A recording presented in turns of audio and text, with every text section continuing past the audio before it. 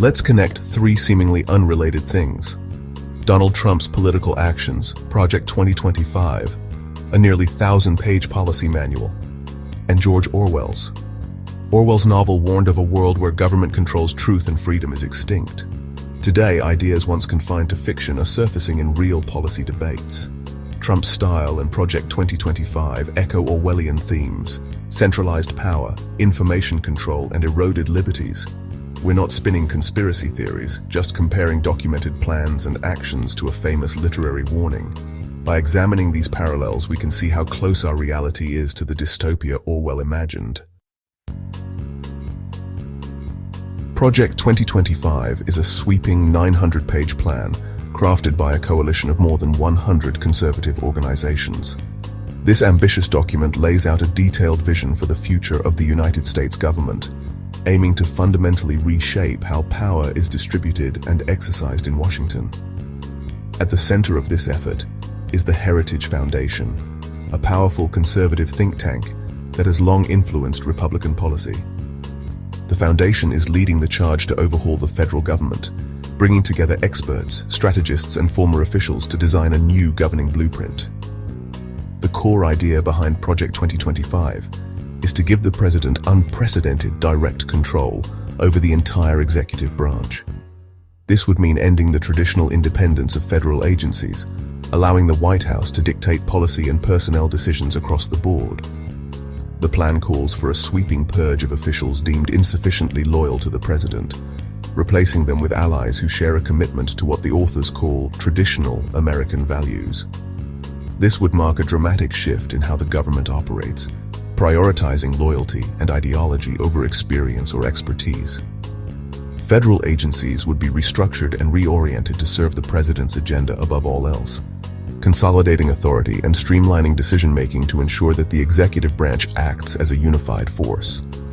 Since 2025, the Trump administration has already begun implementing dozens of these recommendations, signaling a new era of governance. Many of the changes outlined in Project 2025 are no longer just theoretical. They are actively shaping federal policy and the structure of government. Key figures who helped write Project 2025 now hold influential positions in the administration, ensuring that the plan's ideas are put into practice at the highest levels of power. Watchdog groups and political analysts are closely monitoring these developments, warning that the changes are not isolated or accidental. Instead, they are part of a deliberate, coordinated, and radical vision for the future of American democracy. Project 2025 is more than just a proposal. It's a comprehensive playbook for remaking the federal government from the ground up, with the potential to transform the nation's political landscape for generations to come.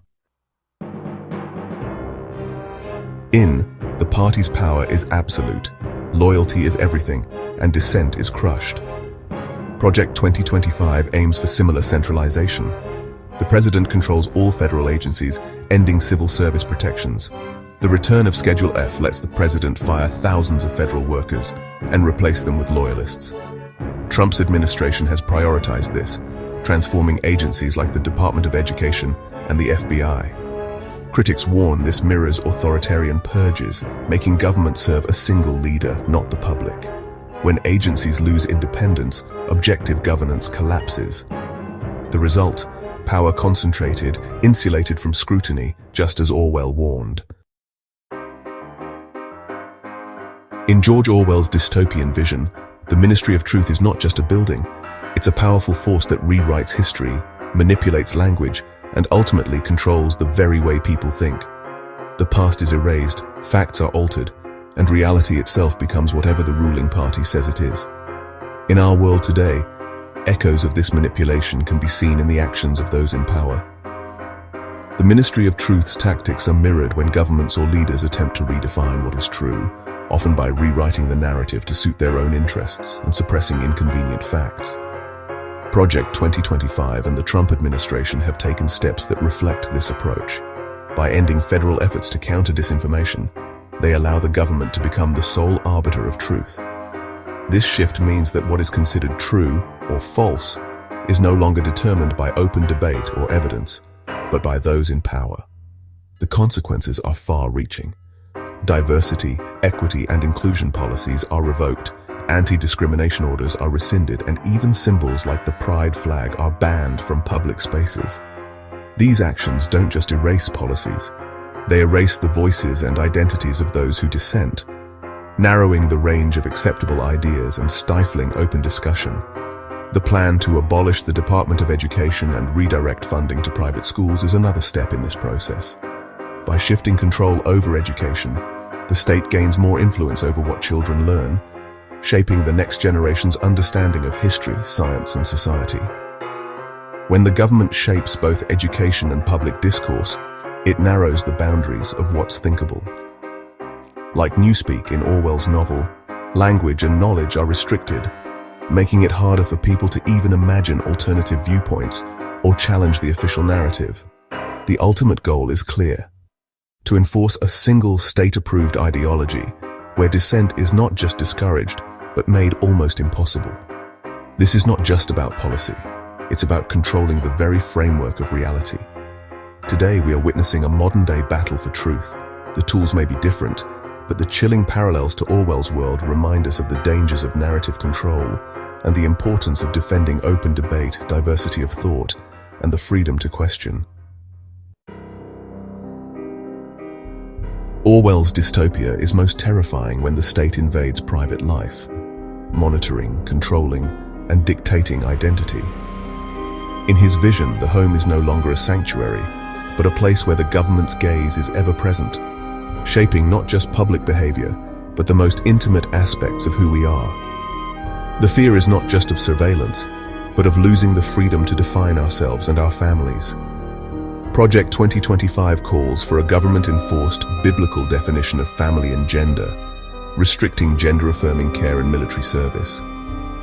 These policies reach into bedrooms, classrooms, and even doctors' offices, dictating who can receive care, who can serve, and who is recognized by the state. The result is a narrowing of what it means to belong, and a chilling effect on anyone who doesn't fit the prescribed mold. The administration uses executive orders to impose these definitions, intervening in deeply personal decisions. Through legal maneuvers and bureaucratic power, the state inserts itself into choices that once belonged to individuals and families. The reach of government extends into daily life, making private matters subject to public control.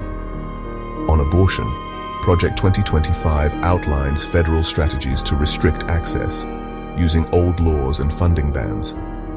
These efforts threaten to override state protections and local autonomy, making reproductive choices subject to federal scrutiny. The consequences ripple outward, affecting not just those seeking care, but entire communities. Surveillance proposals include nationwide data collection on abortion and loyalty vetting for government jobs. This means personal information could be tracked, stored, and used to judge not just actions, but beliefs and associations. The specter of constant monitoring creates a climate of fear and self-censorship.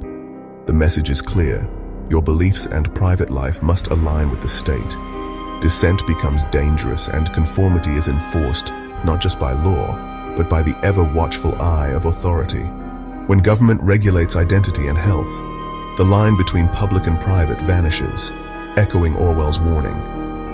The erosion of privacy and autonomy is not just a policy debate, but a fundamental shift in the relationship between citizens and the state, with consequences that reach into every corner of daily life.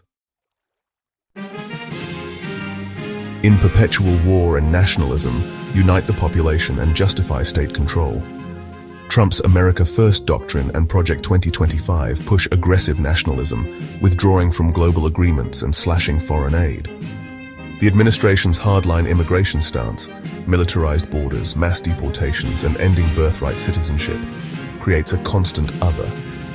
These policies foster fear and loyalty, mirroring Oceania's isolationism. By highlighting external threats, the government demands unity and suppresses dissent. Questioning authority becomes unpatriotic.